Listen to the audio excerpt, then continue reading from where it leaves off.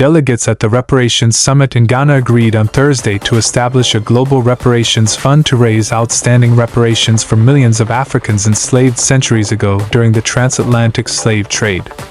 The Accra Reparations Conference adds to growing calls for reparations after an estimated 12 million Africans were forcibly abducted by European nations between the 16th and 19th centuries and enslaved on plantations that generated wealth at the price of penury. Centuries after the end of the slave trade, people of African descent around the world continue to face systematic racial discrimination and racialized attacks, concluded a recent report from a United Nations Special Forum that supported the reparations as the cornerstone of justice in the 21st century.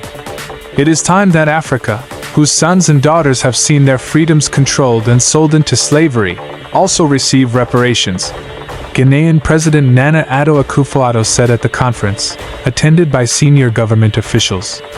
From all over Africa and the diaspora community, slave compensation has become a problem the world must face and can no longer ignore, Akufo-Addo said, criticizing the British and other European nations who enriched themselves in the slave trade, while the Africans themselves enslaved, they did not receive a cent. Predictably, the question of reparations becomes a debate only when it comes to Africa and Africans. When the British ended slavery, all the owners of enslaved Africans received reparations to the tune of some £20 million sterling, the equivalent today of some £20 billion sterling. But enslaved Africans themselves did not receive a penny. Likewise, in the United States of America, owners of slaves received $300 for every slave they owned. The slaves themselves received nothing. Delegates at the Accra conference did not say how such a reparations fund would work. But Naka Lagoki, assistant professor of history and Pan-African studies, said it should be used to correct problems facing the continent in all sectors of its economy.